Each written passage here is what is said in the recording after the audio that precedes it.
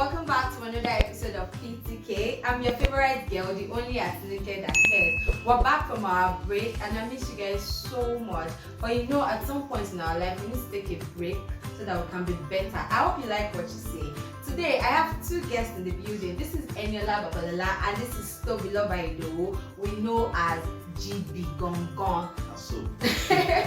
Alright, so today I have a question for them and they'll be giving us their own point of view. So the question is, do you guys think you had a better childhood growing up without phones, tablets and social media that teenagers have access to today? Right? So who's going first? Ladies first. Alright, so Eniola, tell us. Okay, so growing up as a teenager, I had a phone. But then just the normal small touchlight phone that was trending at that time. I did not have access to social media, Instagram, Twitter, Facebook, or any of those social media platforms as a teenager. And I think I enjoyed that life.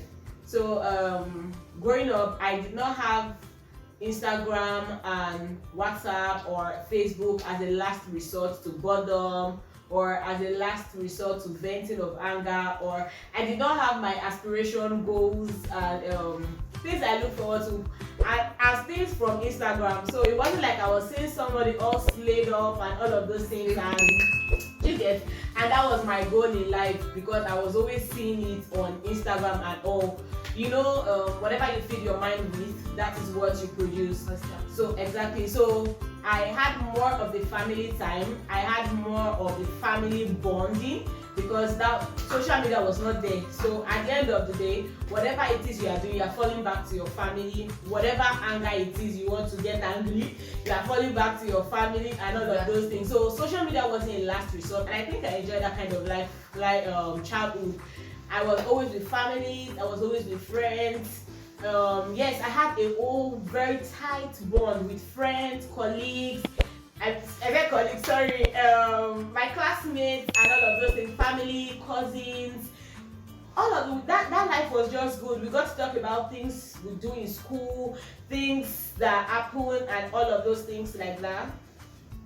And all of those things like that. And I think it was a very good life. Yeah, thank you. Right. So Tobiloba, tell us, how did you spend your childhood? Do you have a good time without phones and social media? Yeah, sure. I think I would agree with what Eniola said earlier now. So what are the activities that you engaged in that would make you agree with her? Okay, so basically I grew up in Abeokuta. Yes, so I was in estate to be precise. Abeokuta is in the state. For those of you that don't know. So it was a flat setting, like it was a flat. We were staying in a flat then, so we had neighbors. It was a 4 flats. So in fact, we had neighbors in the next compound, so like 4 flats shade again. So we had a lot of children in the environment and everything. So we all grew up together, like same age bracket. Everybody had his own age bracket. Like my older brother had his own age bracket. I had my own age bracket.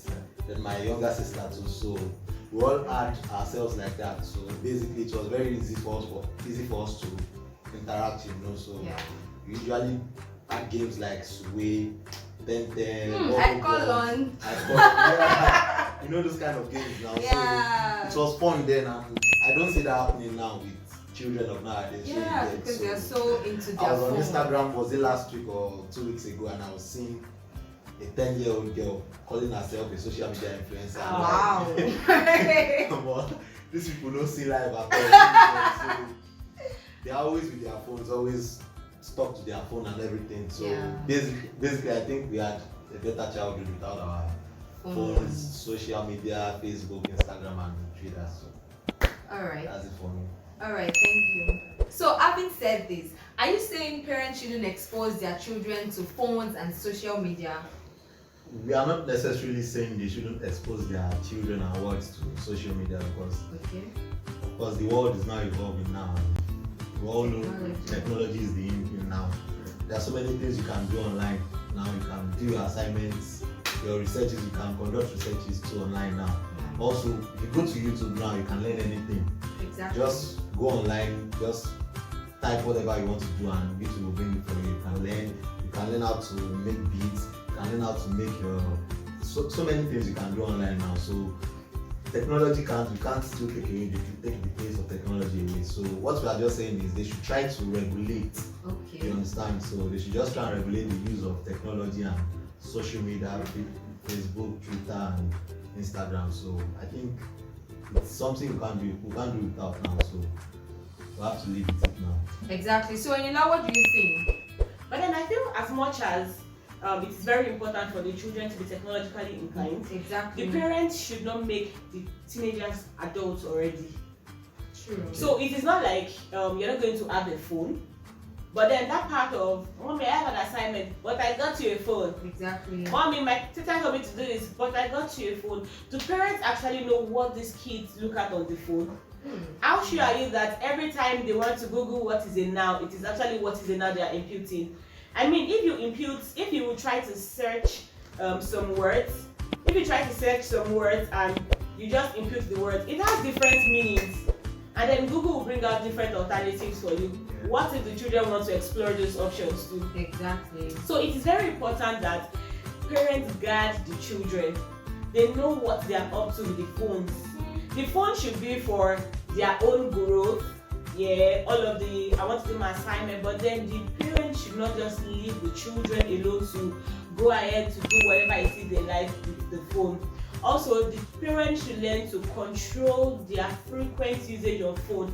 I mean, you can see some kids 12 a.m. online, 1 a.m. online, Exactly. 2 a.m. online, and these kids have to go to school. Some of them will go to school to sleep. And then the teachers will be watching, why is this child sleeping? Are you sure you're fine? Are you sure you're okay? And the parents do not even know what it is the child is always doing at night. So the parents should also be able to monitor the children. It is not like you have to cage the kids. Exactly. Or not allow cage them. or not allow them use the phone. But there has to be proper monitoring of what they do with this phone, what they do with social media, what they do with all of the appliances they have. So that's what I think. Okay, so I think that's a very good point, because I can remember when the lockdown just started, a JSS one student was doing giveaway on WhatsApp. Like, Wow. have you seen it? In my own time, where is even the money? The phone. Giveaway 5,000 naira. And what was the question? Guess my mommy's full name. Wow. I'm like, really? At that time, I was even broke and I could Those not are- bring myself to do Those are the giveaway. things that Instagram will do to you. You know, understand? so it's only on Instagram. I feel like as much as you want them to use the phone, let there be control. Because if not for this phone, some virtual classes would have not been able to, be a success if not for phones. So as much as they have these things, they can even, have access to online programs or competition. But let there be control. It just as once they're being online 11, 12 o'clock, why? What are they doing?